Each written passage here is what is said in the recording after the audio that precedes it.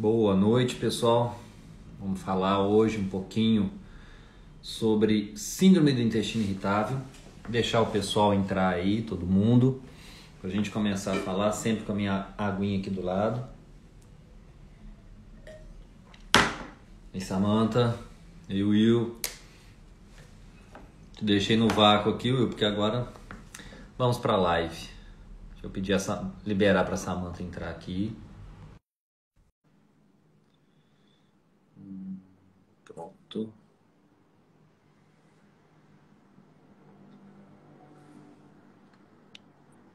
Boa noite, tudo bem? Tudo bem, Samantha? Deixa eu Doutor ligar Di. o fonezinho aqui que fica melhor. Hoje eu estou no consultório que tá mais barulhento.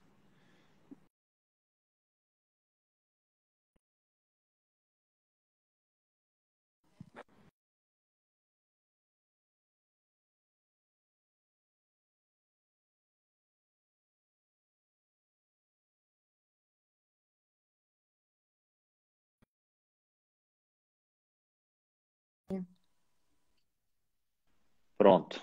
Acho que agora foi. Me ouvindo bem? Agora sim, não estava travando, mas agora sim. Ah, é Boa porque eu noite. estava mexendo aqui. Boa noite. Então, Fala. vamos conversar hoje, né, sobre... Na verdade, ficou muito divulgado sobre síndrome do intestino irritável, mas eu queria falar de um modo geral, doenças inflamatórias intestinais, e aí não tem como não entrar na parte da alimentação. Vou jogar muita peteca aí para o seu lado para a gente conversar. Li algumas coisas sobre a relação do intestino com o cérebro, que a gente já está cansado de falar, mas para Também, poder reforçar. com certeza. Serotonina, né? Isso. Estou deixando o pessoal entrar aqui e para a gente poder já conversar. Hoje mesmo eu atendi um caso interessante aqui de uma criança de 4 anos. Não é minha rotina atender criança. Já está com um acompanhamento até de uma colega médica de São Paulo. E que veio para a gente poder fazer um ajuste, onde o problema maior é a desbiose, que está levando assim, a uma alergia muito severa, a um transtornozinho. Teve classificação dessa criança como no espectro autista, mas a gente ainda não fechou o diagnóstico. Então, muita gente não tem noção da importância da alimentação, de probiótico, tudo que a gente vai conversar aqui hoje. Sim, e como assim, a maioria, né, Dias, é claro que tem as particularidades de cada uma das doenças renais, mas muitas vezes, né, assim, o tratamento pode ser até bem parecido, né? Igual a gente vai falar de Sim, FODMAPs, vamos falar um pouquinho do glúten, da lactose, e acaba, né, que os desconfortos, o desconforto de forma geral dessas doenças são um pouco similares, né? isso. Eu vou começar aqui falando de conceito. Eu fui até buscar o conceito e tem o critério, né, que é utilizado na gastroenterologia, que é o critério Roma 4, para poder diagnosticar a síndrome do intestino irritável. E falando especificamente da síndrome do intestino irritável, que muita gente considera como se fosse a fibromialgia do intestino, como se fosse um diagnóstico de exclusão. Então, a primeira coisa, a gente tem que identificar se essa pessoa, se você, paciente, não apresenta alguma doença, como doença inflamatória intestinal, como, por exemplo, doença de Crohn, retocolite ulcerativa. Por isso, normalmente, quando você passa num gastro, que a maioria passa primeiro num gastro, é solicitada uma endoscopia, uma colonoscopia, uma retossigmoidoscopia para poder fazer essa avaliação.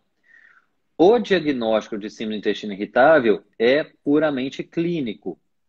E ontem eu até coloquei uma enquete onde 64% das pessoas responderam que não sabiam que dor abdominal, que está no critério, 4 dias durante um mês, não necessariamente em sequência, repetindo nos últimos 3 meses, associado à constipação, ao intestino preso, ou à diarreia, ou tem o caráter misto também, que em momentos tem constipação, em outros momentos tem diarreia. E isso pode entrar na classificação da síndrome do intestino irritável. E aí é onde as pessoas começam a ter muitos problemas, como na fibromialgia, que acham que não tem tratamento. Acha que é só por uma questão de ficar tomando um remédio para dor, né? Vamos falar o clássico, toma um Buscopan aí para dor porque diminui a motilidade do intestino. E aí não trata muito a causa, né, Dias? Acaba fazendo só ali por cima, né, os sintomas e a pessoa vive em desconforto porque, como você já começou aqui falando, o intestino, a pessoa que realmente não tem uma regularidade bacana, é uma pessoa literalmente, né, enfesada, não é à toa, né, que a gente tanto Sim. fala, e porque mais de 60%, 70% da nossa serotonina é produzida ali no intestino. Então, a gente tem que falar de saúde intestinal e realmente, assim, ver como a alimentação faz toda a diferença aí, né? Deixa eu pegar aqui. Inclusive, gente, quem é acostumado a seguir o que a gente fala, seja a gente aqui na clínica ou fora, mas nessa área, na nutrição, na nutrologia, na ortomolecular, está cansado de ouvir da relação intestino-cérebro. Para muitas pessoas, isso é novidade. Então, sim, é fundamental entender, e não é só a relação intestino-cérebro. Praticamente toda doença crônica começa no intestino. Então, se a gente for pensar em alergias, como hoje eu peguei essa criança com um processo alérgico crônico, a criança já teve internada 4 vezes, um menino de 4 anos com 4 internações. E eu queria começar, Samantha, uma dúvida que as pessoas têm, aí eu vou jogar muita coisa para o seu lado, para a gente entender e explicar para as pessoas a diferença entre ter, que eu tento passar para os pacientes aqui, entre ter alergia alimentar, que geralmente é IgE, e intolerância alimentar, que geralmente é por IgG. Você vê essa dúvida no consultório? O que é que a gente pode falar para o pessoal aí?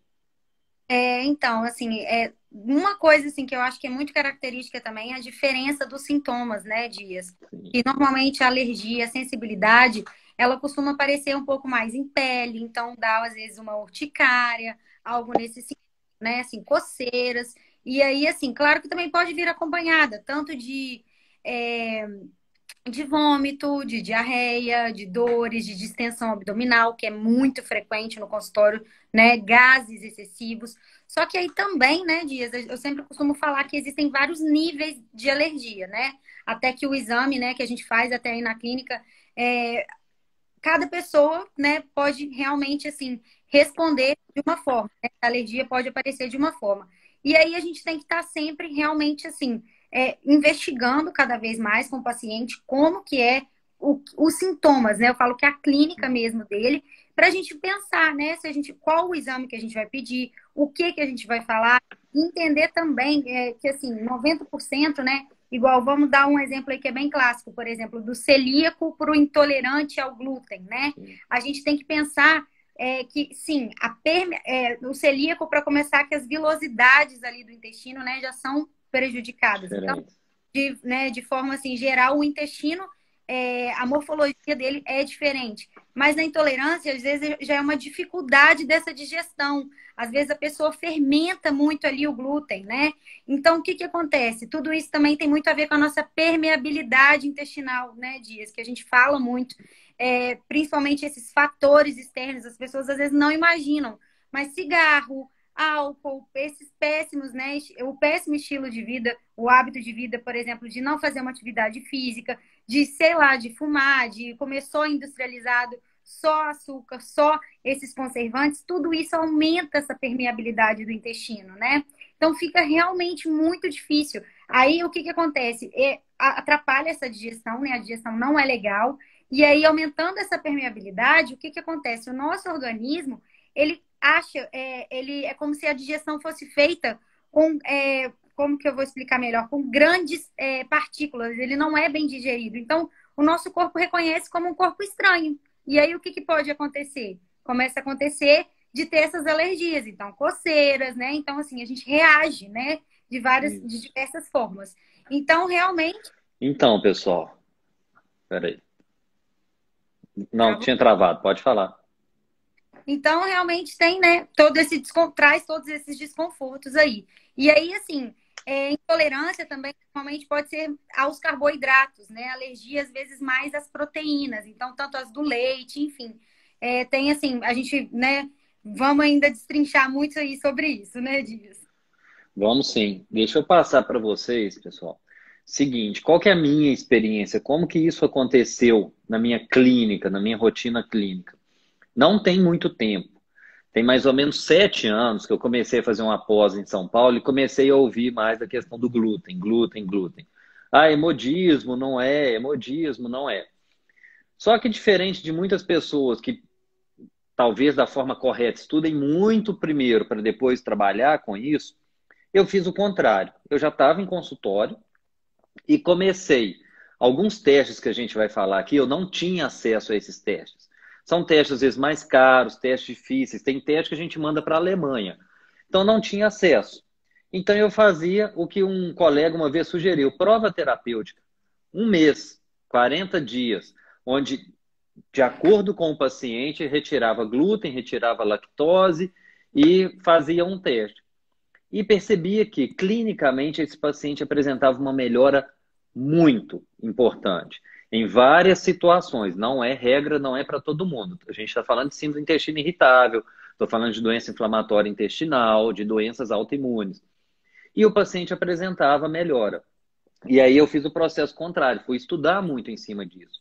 Uma explicação que às vezes eu passo aqui em consultório, Samanta, para os pacientes é o seguinte: quando a gente fala de hiperpermeabilidade intestinal, gente, para vocês entenderem, é o seguinte: imagina que você vai construir uma casa tijolo por tijolo, um em cima do outro e ao lado do outro. Esse é o nosso intestino.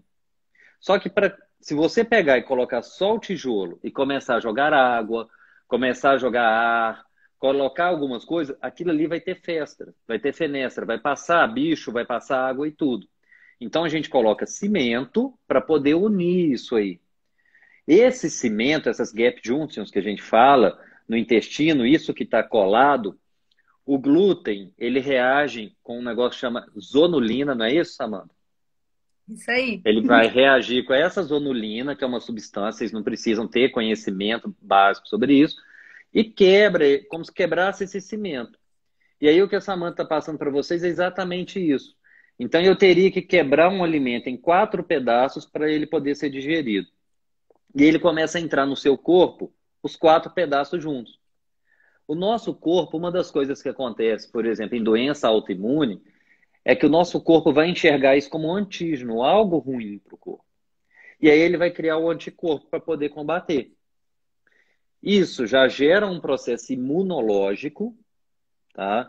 A diferença que a Samanta explicou para vocês é exatamente isso: alergia e intolerância. Alergia, assim, comi camarão na praia e empolei. Você teve alergia, é geralmente por causa de imunoglobulina, é. E a intolerância, às vezes, vem a longo prazo. Um exemplo bem clássico: o glúten tem um padrão bioquímico para o nosso corpo muito parecido com a tireoide. Por isso que tireoidite de Hashimoto está altamente associada à intolerância ao glúten. Por isso que é muito maior o número em pacientes celíacos. Porque esse anticorpo que vai combater o glúten vai passar perto da tireoide, ele é burro, ele não enxerga direito, mesmo jeito que ele atacou o glúten, ele vai atacar a sua tireoide. Então, isso é um princípio básico que por isso que a gente explica de doenças autoimunes.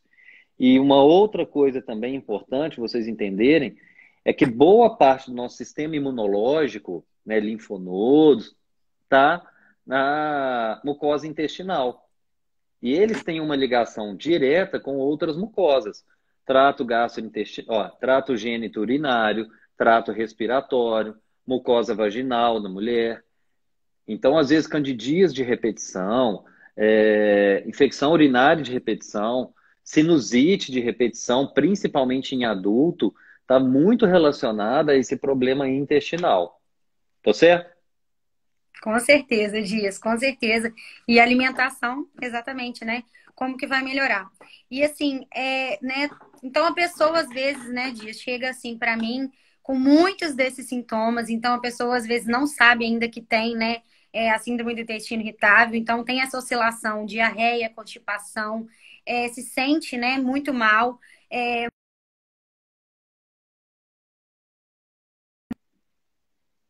E travou? Travou? Travou? Não, voltou. Pode falando. Acho que travou só para mim. Pode falar.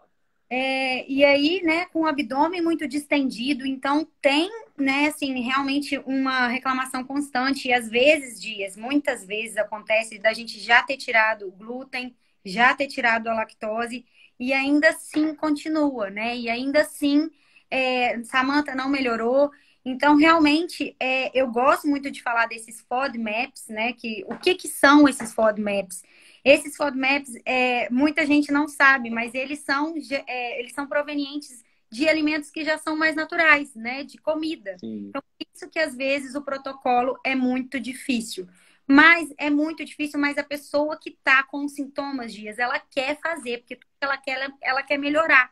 Então eu falo, vale a pena, vale a pena. Claro que hoje em dia, né, igual a gente tem mais testes que a gente consegue, às vezes, ir um pouco mais direcionado. Então, antes, talvez a gente ia ter que tirar tudo. Porque FODMAPs, gente, FODMAPs da sigla, né, vem de oligosacarídeos, disacarídeos, monossacarídeos e polióis. Então, polióis são dos adoçantes. Então, é muito frequente que um paciente chega para mim e fala, Samanta, mas eu tô comendo tudo saudável. E aí eu vou investigar um pouco mais. Às vezes é o xilitol. O xilitol é um que, assim, é muito frequente que os pacientes tenham, né? Então, às vezes come um docinho, mas eu comi um docinho saudável. E era, né, proveniente aí de algum adoçante, e que vai estar fermentando ali muito e realmente vai fazer toda a diferença. Então, a questão toda desses FODMAPs é o quê? São aqueles alimentos, o brócolis, o feijão, até olhei na Sociedade Brasileira de Entendi. Gastroenterologia e tem lá a lista dos alimentos bonitinho, né? Se alguém tiver curiosidade depois, é só entrar lá no site. Tem low FODMAP e os ricos, né? Que são os altos em FODMAPs e os baixos em FODMAPs. E aí, assim, para quem tem, né? Já ideia do que tem mais FODMAPs. Então, feijão tem muito, brócolis tem muito, o leite, né? A lactose em si. Então, assim, todos os leites com lactose. Vou dar uma olhadinha aqui. Maçã, que eu anotei. Cebola e alho, que é uma tristeza que o povo pergunta muito, mas tem muito. Então, vale realmente fazer esse protocolo, né? De início para a pessoa poder descobrir e ver se é isso mesmo ou não, né? Então, realmente, o que vai agravar tudo isso? No início eu sempre falo, às vezes a pessoa acha que está fazendo, né? Às vezes, poxa, tá tudo saudável, tá tudo tranquilo, vou melhorar, e às vezes não. Às vezes o próprio kombucha, porque tem mais bactérias, então vai estar fermentando ali ainda mais.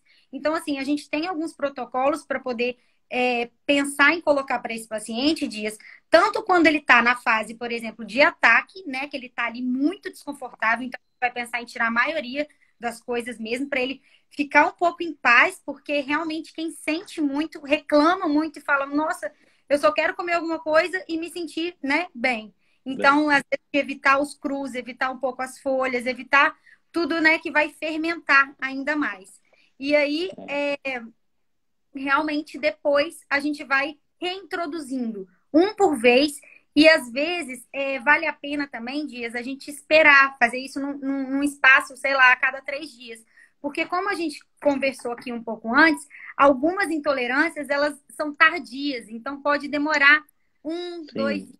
3 dias para poder realmente a pessoa perceber isso, né? Foi a refeição, por exemplo. É. E eu achei até interessante aí que eu não sabia, o Roberto Lopes colocou aí que tem aplicativo já Tem, falando para poder indicar os food maps. Eu não sabia disso, que tinha isso em isso. aplicativo. Excelente, excelente. E então, assim, gente, food maps, a gente está falando de comida de verdade, aquilo que a gente indica para vocês comerem muitas vezes, mas que a pessoa é intolerante. Então, por isso que é muito individualizar. Quando a gente está falando em glúten, aí de forma, a minha opinião, de forma geral, assim, porcaria, corta, aí não é individualizar, aí é geral, com relação ao síndrome do intestino irritável, nessas situações. Já os food maps, não. Food maps já é mais específico. É igual perguntar, isso causa muitos gases? Causa por causa da fermentação. Eu estou aqui com. Você falou da kombucha, não posso utilizar muita kombucha, porque senão não fica legal. A gente sabe que essa questão dos gases, isso vai fermentar, vai trazer problema. Então a gente precisa realmente evitar. Eu tô com a É, patroa, chegou aqui agora. Hoje foi corrido, graças a Deus, aqui na clínica. Não deu nem para ir para casa pra fazer a live de lá, tô no consultório. Mas é isso aí. Questão dos eu food costumo maps, falar, pode falar. eu costumo falar também, Dias, que assim, né, tudo pensando, a pessoa que já está com essa síndrome é uma pessoa que já está super infeliz, porque está oscilando muito, então ela está disposta, né? Porque realmente são assim, estratégias que dão realmente um pouco mais de trabalho, mas vale a pena, porque uma vez que a pessoa descobre o que ali exatamente que está causando mais, então às vezes para ela a cebola e o alho não é tanto, mas o brócolis não dá, nem o feijão. Sim, Então isso é muito individual, a gente tem que ir testando mesmo, não tem como. E aí, eu sempre falo de um diário alimentar. Então, a gente vai anotar por uma semana todas as refeições. Chiclete tem muito poliol. Então, às vezes, a pessoa não está descobrindo o que que é, mas tem os adoçantes. Então, pode, né? Então, pode vir do chiclete. Outra coisa também que ninguém, às vezes, lembra. Mas, gente, as xantinas, né? Que, de forma geral, o café. Então, se a pessoa já está ali com, né, bem irritada, já está em crise ali da síndrome mesmo, né, do intestino irritável. Então está consumindo um chá verde, está consumindo aí um café e a pessoa toma um cafezinho toda hora. Elas, né, para algumas pessoas tem esse efeito laxativo, então vai agravar ainda mais. Então, assim, tem várias dicas que a gente vai, né, dentro da consulta, claro, investigando cada vez mais. E Dias, também outra coisa que você sempre fala e que eu gosto muito de falar, principalmente acho que a cultura da mulher, né, tem muito isso, que é do psicológico, né? Então, como que influencia? Como que influencia o estresse, esses fatores externos, né? De, poxa, sim, se tá ocupando muito, então viajou, não consegue ir no banheiro. Então, assim, para como que a gente tem realmente totalmente essa ligação, né, do nosso psicológico com o intestino. isso. Para vocês terem ideia, gente, eu até peguei aqui um artigo, depois eu deixo lá, tá, mano, na sua mesa, não sei se o pessoal vai conseguir ler. Eu achei interessante, em 2017, a resiliência, hoje fala-se muito em resiliência, a capacidade de se adaptar ao estresse, então no momento de pandemia, a resiliência está diminuída nas pessoas com síndrome do intestino irritável, pela relação com o nível do cortisol. Então não é uma questão só de achar que é só do psicológico, existe uma questão bioquímica nisso muito importante. A alteração do nível de cortisol, e uma coisa que eu tenho batido muito em consultório, para não terem medo, que o problema do cortisol não é só o excesso, a carência dele é ruim também. E isso não vem só por questão psicológica. Eu atendi um rapaz hoje de 24 anos, atleta, forte, teoricamente saudável, mas que trouxe para mim que não está conseguindo se recuperar dos treinos, que está se sentindo muito cansado. Por quê? Uma questão bioquímica, ele está gastando muito suplemento, ele está gastando muito nutriente, aliás, e aí falta pouco para produzir o que ele precisa de hormônio, dessas formas. Então, essa questão da resiliência, a saúde mental é fundamental quando a gente fala em síndrome do intestino irritável. Existe uma ligação direta entre ácido intestino e cérebro que a gente precisa cuidar. Não à toa, gente, isso não é modismo. A gente tem livro falando do intestino, a gente tem livro, glúten não é modismo. Eu hoje fiz até, só para puxar um raciocínio aqui, Samantha, É eu claro. fiz até uma publicação sobre o que é uma piada pronta, mas sobre aquele comentário do prefeito ontem de Itajaí sobre o ozônio. Eu não gosto de entrar em discussão com as pessoas. A gente entra na parte científica e naquilo que a gente vê em consultório. Por que eu falei do ozônio? Vou dar dois exemplos, só dois. Uma paciente que a gente acompanha, que já fez cirurgia bariátrica, que chegou aqui na clínica ano passado, onde ela me relatou o seguinte: doutor diz, eu quero ganhar massa muscular, quero perder gordura, minha disposição está ruim, mas o que mais me incomoda, eu saio de casa, eu preciso pensar da minha casa até tal lugar onde tem banheiro, porque eu estou indo 12, 14 vezes por dia ao banheiro. É diarreia, diarreia, diarreia. É muita dor, eu passo vergonha, para namorar, para tudo. Quer dizer, a qualidade de vida estava péssima. Problema dela, síndrome do intestino irritável, que veio já desde a época da cirurgia bariátrica, perdeu muitos nutrientes. A gente precisa de zinco, vitamina A, todos os nutrientes para repor o mucosa intestinal, epitélio intestinal, e ela perdeu tudo isso. E a gente fez tratamento com todos os nutrientes. Ela chegou a fazer o tratamento também com ozonioterapia, diminuiu o processo inflamatório. E depois de 2 meses, o principal relato dela não foi o que ela ganhou esteticamente, foi não ter que se preocupar com o intestino. Então a gente tem várias formas, vários tratamentos para poder utilizar e que as pessoas querem entrar muito na parte polêmica da coisa. Ah, isso aí não existe. Temos trabalho científico. O glúten, então, qualquer pessoa que for fazer uma pesquisa no Google escolar, não é no Google comum, em trabalho científico, a gente tem com relação à doença autoimune. E tem o porquê. Tem as imagens, como eu já trouxe aqui, eu gosto muito de imagem. Ontem eu achei uma fantástica sobre essa questão do glúten com a zonulina, com hiperpermeabilidade. Então, gente, isso tem um porquê de ser. Não é modismo. Ah, doutor, eu como glúten, nunca tive problema intestinal, estou saudável. Para você, ele não prejudica. Mas a gente está falando sim do intestino irritável, de doenças autoimunes, entre outras que ele vai prejudicar. Certo? Com certeza. Com certeza, Dias, é uma questão também que eu acho que é bem comum, que as pessoas perguntam muito, né, hoje em dia, em relação aos probióticos, às enzimas digestivas, Uhum. né? Que o que que ajudaria, né, assim, nesse Sim, momento? Eu acho que a gente tem que ter muito a qualidade de vida desse paciente, né?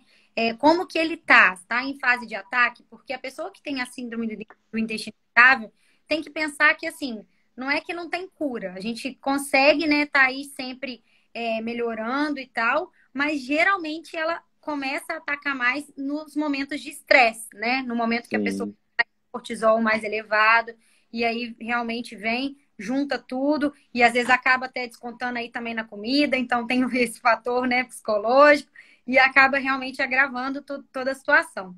E aí, assim, a gente tem muito que ver o momento que ela está, né? Porque eu acho sim que em algum determinado momento a gente pode entrar com um probiótico. E aí, assim, às vezes não tantas cepas, né? Não tantas bactérias diferentes, né? Então, e a enzima digestiva, ela pode ajudar sim. Só que a gente pensar aqui, ela vai ali ajudar de forma. Eu gosto, tá, Dias, de falar mais para os pacientes, os terem, esses que têm a síndrome do intestino irritável, de sempre terem, né, uma enzima digestiva tá. ali, porque às vezes, né, quer ter um momento, né, sei lá, social e tal, para ter e vai ajudar mais ali daquela forma isolada, ou então para quando está na fase aí de ataque, que aí realmente, né, para poder aliviar o sintoma. Mas fazer o uso contínuo é realmente assim, pensar que você está ali só postergando algo, né? Não está tratando a causa, né? Então a causa realmente ideal seria a Tem gente que ser tentar tratado. tratar o que te faz mal, né? E aprender Sim, realmente a ressignificar, ver né, assim, o que que te faz bem. Ou então também, Dias, acontece, por exemplo, né, alguns pacientes que já se conhecem, que já fizeram todo esse tratamento, já descobriram o que que incomoda mais, é o brócolis e tal. Eu sempre falo, às vezes é a quantidade. Então, se você era habituado a comer, sei lá, uma concha, 2 conchas de feijão, se às vezes reduzir a quantidade, vai fazer um pouco menos, né? Vai fazer o remolho, e aí, assim, vai dar para continuar comendo feijão, mas às vezes não vai valer a pena comer todos os dias, mas vai comer um sim. pouquinho menos, porque já sabe que vai aparecer o desconforto, né? Então, assim, acho que é muito a pessoa conseguir identificar o que que te faz tanto mal e aprender realmente cada vez mais a lidar né, com o ambiente, assim, com a situação. Por exemplo, da rua. Quando vem da rua, muito pouco provável, né, que, sei lá, se comer na rua, que os restaurantes e tudo mais vai fazer um remolho, vai fazer, né, dessa forma. Então, assim, eu acho que tem várias formas mesmo da pessoa conseguir, né, levar uma vida boa, conseguir melhorar toda essa situação, mas, assim, ela, e normalmente ela quer, porque, assim, os desconfortos realmente são muito grandes, mas aí São tem que muito estar, ruins. né, tem que estar disposto. Samanta, perguntaram aí, eu vou dar a minha explicação, mas vou deixar você passar o conceito certinho. Probiótico, prebiótico. Explicação prática, tá? Que eu vou passar para vocês, vou deixar a Samanta conceituar melhor. bicho e ração do bicho. Então a gente dá as bactérias intestinais e dá como elas se alimentam, mas tem outras funções também. Dá alguns exemplos de pré-biótico para o pessoal aí, que a gente fala tanto dele. Então, na verdade, né, o que que acontece? Exatamente isso. As bactérias, então, são os probióticos, né? As bactérias que a gente tem aí, lactobacilos e tudo mais. E os pré-bióticos seria exatamente o alimento, né? Então, são as fibras, né? Então, tem o FOS, né? Que aí é a beta-glucana, que tem tudo aí dentro desses alimentos. Então, normalmente, né, quando a pessoa às vezes não tem uma desbiose, não tem uma síndrome do intestino irritável, o que que a gente faz? A gente melhora, né, a quantidade de fibras, porque a gente quer que as bactérias do seu intestino funcionem, obviamente, cada vez melhor com as fibras dos alimentos que a gente quer te dar comida, né? Só que muitas vezes tá tudo aí realmente dificultado. Então a gente às vezes precisa colonizar, precisa colocar às vezes tanto o pré-biótico junto com o probiótico, que o nome dos dois juntos seria simbiótico, né? Então a gente vai e coloca os dois juntos já de uma vez. E aí, esses pré-bióticos, eles estão presentes em vários dos vegetais, legumes, né? E os probióticos é a gente que, né, geralmente dá aí já para vocês manipularem, né? Ou no sachê, enfim, né? Tem até aqueles no Yakult, mas a gente não gosta tanto porque aí já Muito tem pouco. outra. Exatamente, aí tem, né, assim, outras Outras porcarias. um monte de açúcar, aí a Hum. gente não gosta muito, não. E aí, nos probióticos que a gente pede para manipular, a gente coloca as bactérias que a gente gosta já, né? Que já tem os estudos aí mais específicos para tais coisas. Então, tudo isso a gente consegue ir mais direcionado, né? Pessoal, deixa eu passar para vocês algumas coisas. Como é que funciona quando a pessoa fala assim, será que eu tenho? A conduta, como tudo na medicina, é individualizada, tá? Tem algumas coisas que a gente procura, que quase todo mundo faz, mas nem todo mundo. Então, como eu falei de ser atrás, por não ter a opção que eu tenho hoje, o suporte que eu tenho hoje, era muito teste clínico de repor probióticos, prebióticos, de melhorar a alimentação, de retirar glúten, de retirar lactose, e a gente ia avaliando a melhora. Hoje nós temos testes, nós temos exames para poder fazer. Então, por exemplo, a gente tem exame para poder avaliar, se não me engano, 257 alimentos. Se a pessoa tem IgG e responsiva a IgG ao alimento. Não quer dizer, como já me perguntaram, igual teve um que teve problema ali ao ovo, que ele vai ficar o resto da vida sem consumir. Porque muitas vezes a gente tratando esse intestino, você vai conseguir ter uma melhora. Peço de rotina esse exame? Não, porque a gente tem que avaliar custo-benefício de tudo. Alguns exames são muito caros. Tem o exame, por exemplo, a gente avaliar a questão da disbiose, avaliar os probióticos, avaliar o intestino. Tem um exame que avalia uma substância chamada M2PK, que é para ver o risco de tumor, de câncer. E isso aí eu vou pedir para todo mundo? Não preciso pedir. Eu fiz colonoscopia. Colonoscopia é importante, principalmente se você tem histórico familiar. Só que a colonoscopia vê o macro. Eu estou com lesão, enxerga lesão. Agora, colonoscopia não vê o micro. Aí a gente consegue ver M2PK. A gente consegue ver algumas substâncias que medem a inflamação intestinal para direcionar o tratamento, mas nem todo mundo, na verdade, clinicamente aqui da minha rotina, e eu sei que as meninas também são assim, a Regiane entrou aí, a Samantha que está aqui com a gente, não é todo mundo que a gente vai solicitar esses exames. Então, normalmente, para muita gente, a gente começa fazendo o tratamento, se não responder, depois solicitando os exames, tá? A lactose, o que as pessoas precisam entender é o seguinte: mas eu nunca tive problema com leite. A enzima que quebra a lactose, ela está na ponta da velocidade intestinal.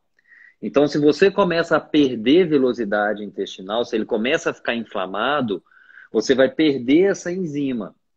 E aí o leite vai estar ali dentro do seu intestino, num ambiente escuro, úmido, crescimento bacteriano, fermentação, e aí vai virar uma bagunça o intestino. Por isso que a gente fala que muita gente desenvolve pós a inflamação a intolerância à lactose. O que mais que eu ia falar aqui para vocês? Dos testes, nós temos vários testes. Quem quiser, tem muita gente que eu sei que gosta de pesquisar Kyber Compact, Kyber Plus, para a gente poder avaliar intestino. IgG alimentar é uma forma da gente avaliar. A gente entra com o tratamento, não tem como tratar sem mudar hábito alimentar. Essa questão psicológica.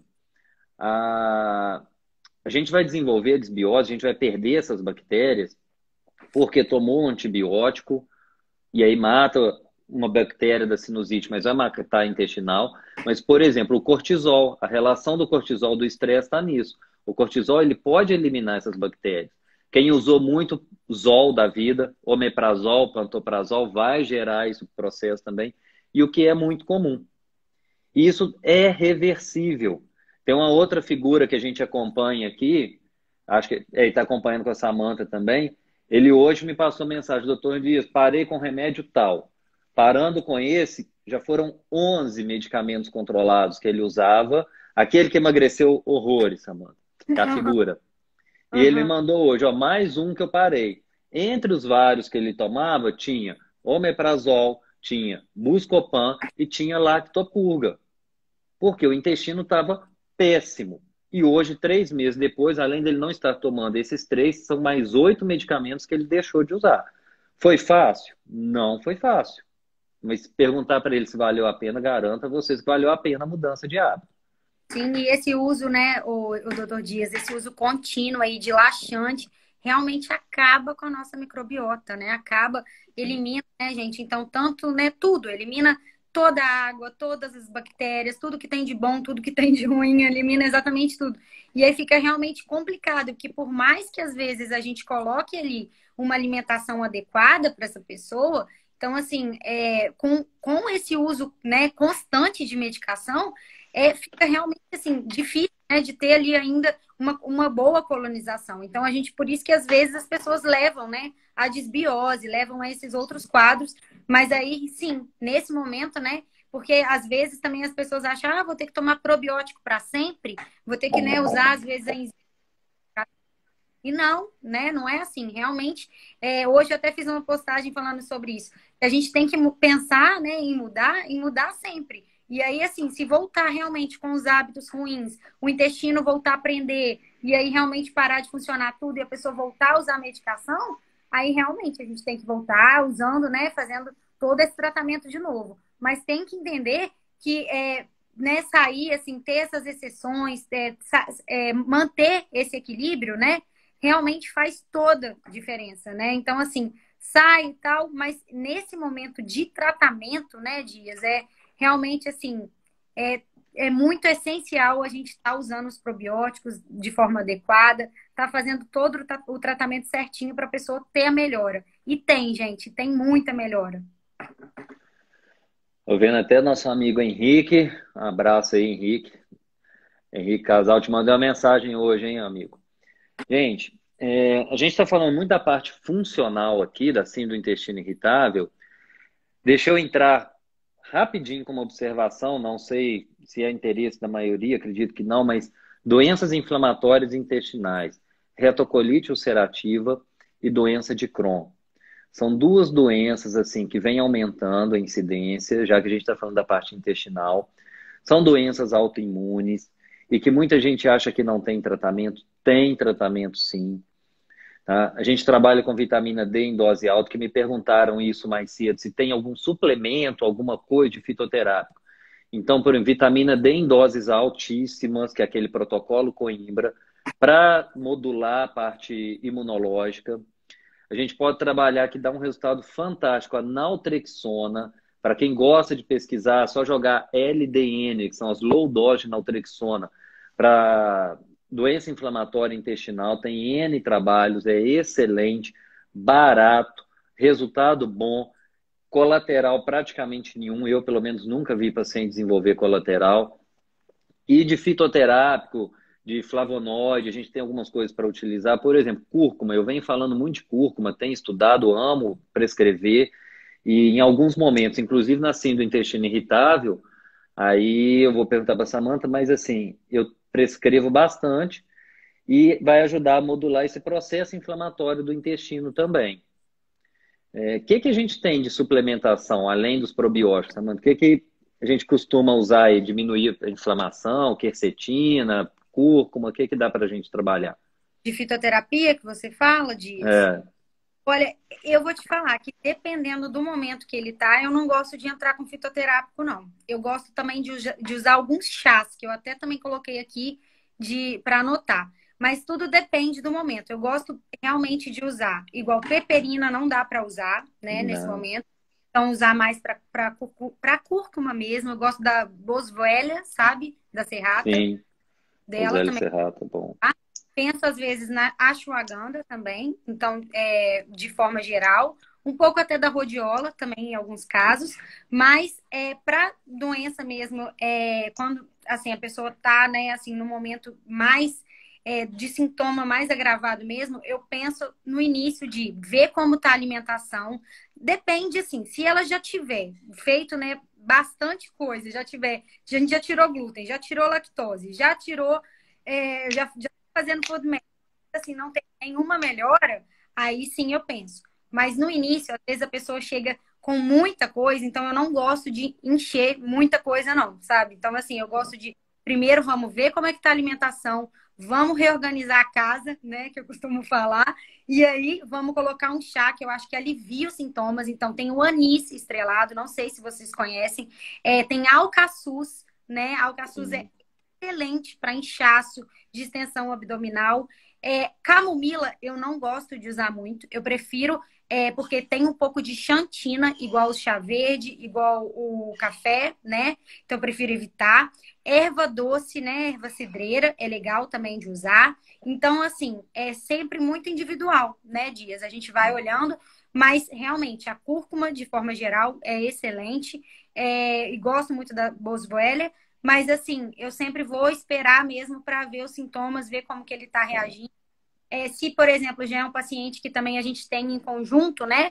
Aí que a gente vai andar, né, mais junto ainda. Então, assim, realmente eu vejo como que, né, a gente troca sempre ideia. Então, né, para eu não ficar ainda colocando mais coisas, ele não ficar também assim sobrecarregado, porque a digestão já está dificultada, né? Então a gente vai e coloca mais coisa, ele nem vai absorver. Então a gente precisa às vezes de, né, realmente assim, conseguir melhorar, né, essa permeabilidade, conseguir melhorar ali a ingestão, né, de fibras, tudo adequado para não fermentar ainda mais. Então, gente, vocês entendam o processo seguinte. Intestino é uma mucosa muito sensível. Se gera um processo inflamatório, uma vilosidade, que seria lá bonitinha, contornando, enorme.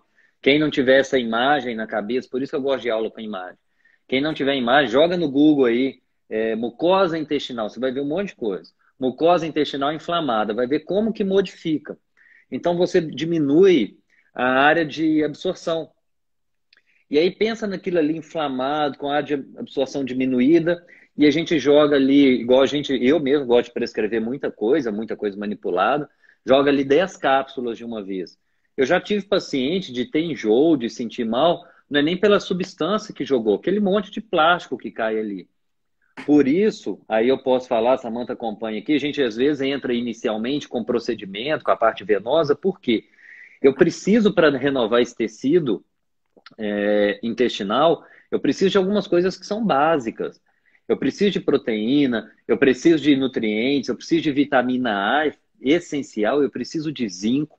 Então, se a pessoa, o zinco, por exemplo, ele traz uma irritação gástrica, ele estimula a produção de ácido clorídrico e tem gente que não consegue tomar, ainda mais quando precisa em dose alta. E aí a gente vai fazer venoso. E aí a gente vai desinflamar o intestino de outras formas. A cúrcuma, por exemplo, podemos fazer injetável.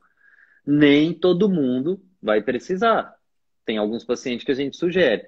Mas a gente precisa entender o processo para saber como vai ser o tratamento. Não adianta eu te entupir de substância que vai passar direto, literalmente, da pessoa tomar aquilo e enxergar depois no vaso. E é uma pergunta que vocês, nutricionistas, fazem, que todo mundo deveria fazer na medicina e a gente não faz, é sobre essa questão das fezes. Tem gente que torce o nariz quando a gente pergunta, gente, a gente está avaliando ali uma forma prática da fisiologia, de entender como tá. Tá, mano, deixa eu interromper rapidinho. Alguém pediu aí o nome do chás. Nós vamos combinar o seguinte, Você faz uma postagem depois pra gente com o nome aí dos chás que você gosta. O pessoal Tá, tem que acessar aí para poder ver, tá? Pode ser tá. hoje ou amanhã. Então, gente, onde que eu estava? O tratamento é individual, só que a gente tem que entender que é importante. Tem que entender que essa sua dor abdominal, essa cólica que às vezes você tem recorrente, isso não precisa continuar. Nós temos como tratar. Essa restrição alimentar, eu corto glúten, eu corto lactose, food maps, não sei o que, o feijão de... Nem todo mundo vai fazer isso pro resto da vida.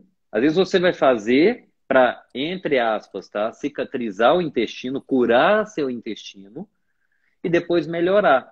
Samantha falou um negócio que eu ouvi de um colega em São Paulo, que é um que eu tenho como referência na oncologia, e numa discussão entre colegas lá, numa conversa, né?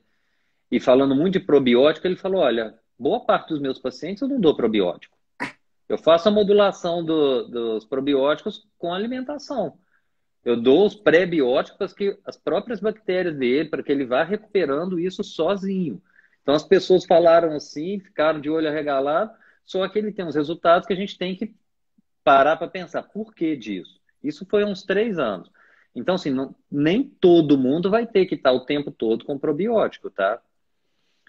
Samanta, deixa eu ver o que mais que eu tinha separado, se tem alguma pergunta aqui. Enquanto isso, você pode falar à vontade. Deixa eu ver. É claro, acabei de olhar um negócio aqui, porque eu fiz algumas anotações e eu esqueci de falar. E, né, a gente está falando para quem tem, né, a síndrome do intestino irritável, que é uma coisa, Dias, muito comum, que a gente em nutrição fala muito, sabe? E que às vezes as pessoas não têm muito conhecimento, que é sobre a contaminação cruzada. Então, isso Ah, é. é muito comum de acontecer, porque às vezes as pessoas vão e chegam assim, ah, mas eu comi uma castanha de caju que não tem glúten, ou, né? Oleaginosas, de forma geral, para quem não sabe, não tem glúten. Então, por exemplo, eu comi uma castanha de caju, mas eu me senti mal. Ou então, por exemplo, vou dar um exemplo bem comum aqui, tipo num Outback da vida, que vai e pede, às vezes, só uma carne e salada. E a pessoa que tem uma alergia mais severa, né, assim, uma intolerância mais severa, ela pode, às vezes, passar mal com um molho, que às vezes o molho na sua base, você vai olhar os ingredientes, não tem, né? Não tem, mas como é feito no mesmo local, né? Que foi manuseado lá, enfim, os pães e tudo mais que tem o glúten, pode acontecer da pessoa realmente passar mal.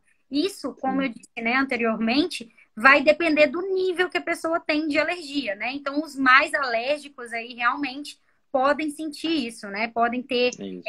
conforto bem importante. E aí, assim, a pessoa às vezes não imagina, mas em algumas coisas, porque, né, tá perto, pode ter essa contaminação. Então, acho que é bem legal de falar para quem ainda assim, né, já está tentando aí de tudo, não está tendo resultado, ou então pensa, né, começa assim a investigar. Como, gente, como que, né, tô comendo tudo certo, não tá dando, então começar a abrir um pouco a cabeça para essas outras possibilidades. Outra coisa, começou a se sentir mal fazendo o diário alimentar, eu sempre falo, abre o bloco de notas, né? Abre o bloco de notas e anota qual refeição, o que você comeu na última refeição, para começar a associar e ajudar o nutricionista, inclusive, né? O médico, para a gente começar a ver, então, essa refeição, dessa refeição de tal dia, com essa de tal dia, para a gente começar a cruzar os dados e começar a tentar te ajudar, né? Identificar de forma geral o que está ocasionando.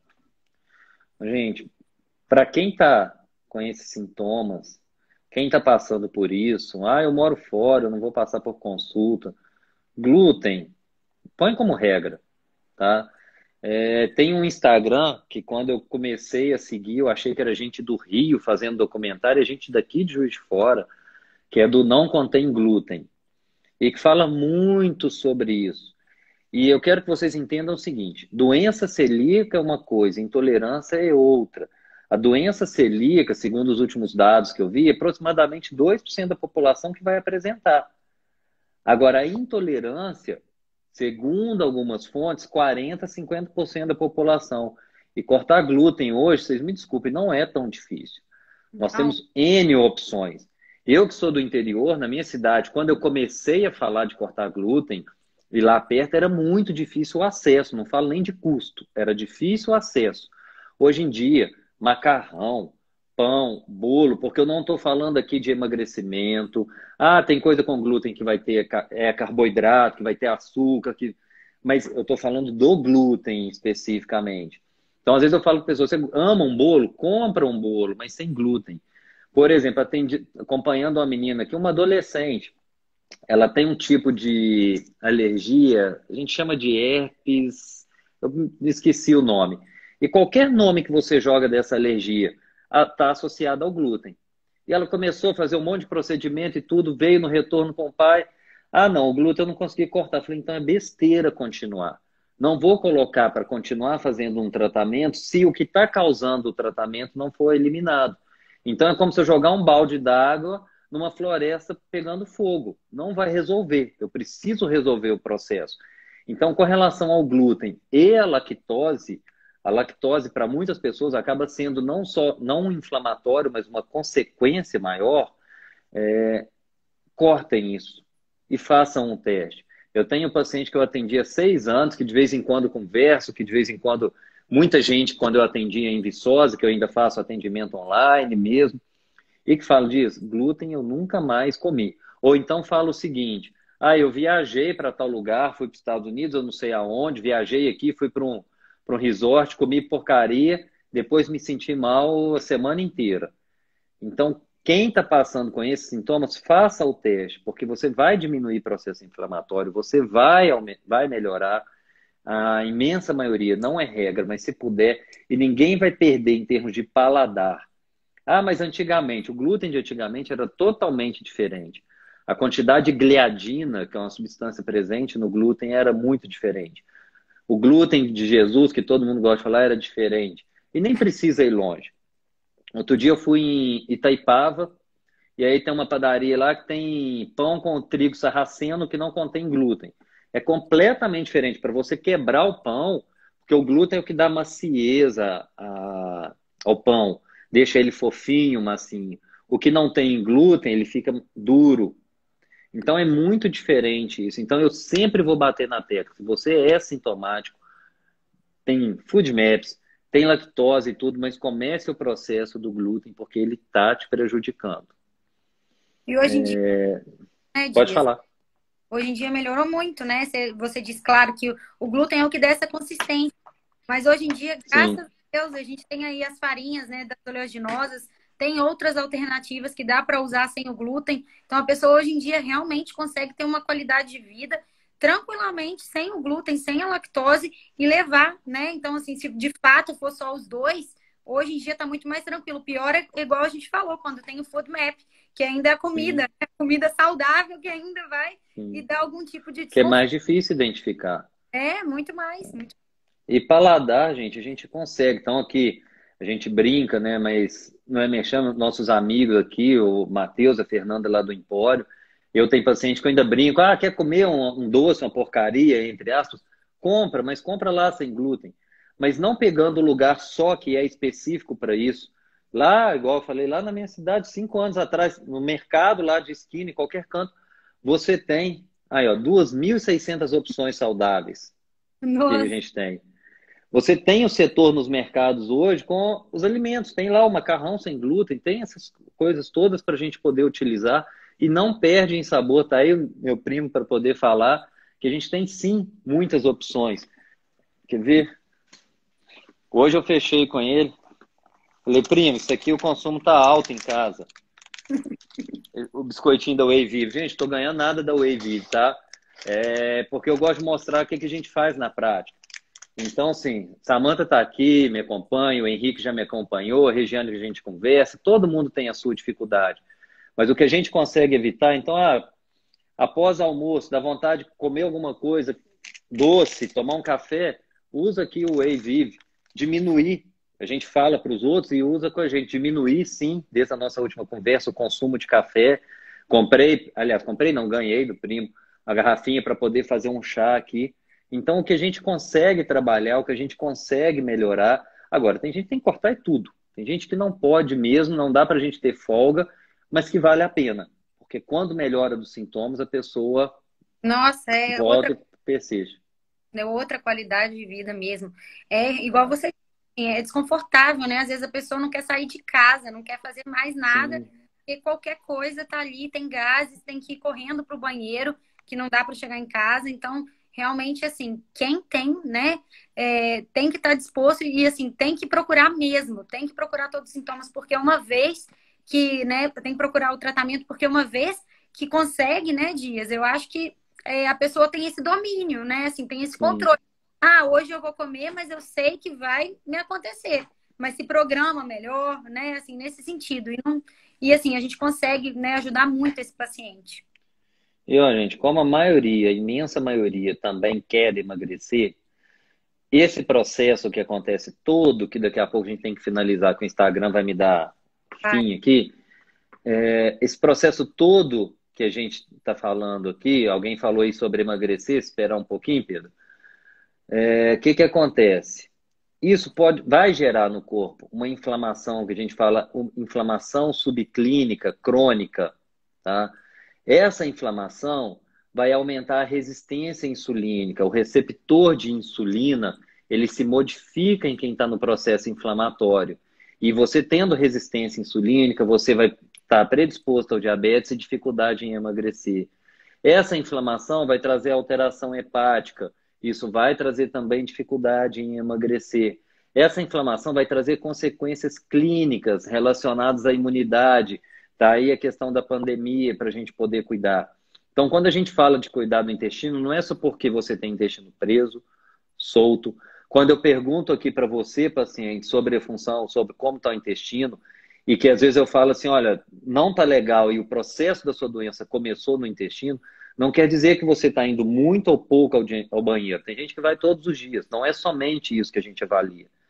Então, avaliar a função intestinal é uma das formas da gente avaliar o que está acontecendo no seu corpo todo. E vai trazer consequências como diabetes, como tem um videozinho que eu vou te mandar, como Alzheimer. Para quem não conhece, deixa eu mostrar para vocês, só para eu fechar minha parte, que depois eu vou passar para a Samanta. Todo mundo hoje quer tomar uma injeçãozinha, uma Saxenda para poder emagrecer. Esse aqui é o Ozempic. Eu fui no lançamento do Ozempic ano passado. E fala de Ozempic, GLP-1, que é um hormônio produzido no intestino. Ozempic, GLP-1, aquela coisa imensa feita pelo laboratório. E, ao final, falaram lá, né, de benefícios do uso do Ozempic, prevenindo doença cardiovascular e prevenção de Alzheimer. Isso aí tem estudo, porque tem patrocínio de laboratório. Ninguém faz estudo com relação à comida, vou deixar de comer. Né, vira essa polêmica toda, mas ninguém faz estudo para comprovar que Coca-Cola e aquelas porcarias de fast food fazem mal. Enfim, voltando ao Ozempic. No final da aula, a pessoa que estava dando aula, eu acho que eu era o único não endócrino lá, foi mostrar por que do benefício do Ozempic em prevenção cardiovascular e Alzheimer. E no vídeo ele fala, porque diminui processo inflamatório, gastrointestinal e porque modula o sistema intestinal a parte da disbiose. Isso aí, para minha sorte, quando eu vi que ele ia entrar nisso, eu filmei para entenderem assim, o povo mais clássico da medicina, da endocrinologia, concluindo que você melhorando o intestino, você previne doença cardiovascular e você vai prevenir o Alzheimer. Vou te mandar esse vídeo depois, você vai gostar. Instagram tá me dando aqui 1 minuto e 30 para finalizar. Vou deixar para você fechar aí. E depois, quem tiver dúvidas, manda por aqui que a gente vai respondendo. Com certeza. Realmente, assim, é um tema que eu acho que é bem legal da gente estar abordando aqui de vez em quando, que eu vejo que muitas pessoas, como você começou falando a live, não tem ideia, né? Que tem, às vezes, uma síndrome do intestino irritável, mas está aí, sempre reclamando. Então, Samanta, tem muita distensão, oscilo muito entre diarreia, constipação. Tem também, né, igual você disse, que a gente está sempre perguntando. Então, tem, às vezes, uma pessoa que tem muito muco nas fezes, enfim, tem dor ao evacuar, sente dificuldade, tem o fator psicológico. Então, a gente tem que estar investigando tudo isso muito, né, na consulta, que é por isso que a gente fala tanto, né, assim, de individualidade, de ver o paciente como um todo. Então, não é só isso, é também ver, não, às vezes tem uma alergia na pele, então, às vezes, né, tem um pouco mais, além disso, né, assim, dos sintomas que são mais característicos. Então, a gente tem que realmente ver ele como um todo, né? Como o nosso trabalho é lá na clínica, né? Eu, você, a Rejane, a gente está sempre aí só somando, né? Tentando ver ao máximo, às vezes, se comunicando, né, cada vez mais sobre os pacientes. Então, para realmente conseguir fazer essa mudança, né, na vida, né, deles.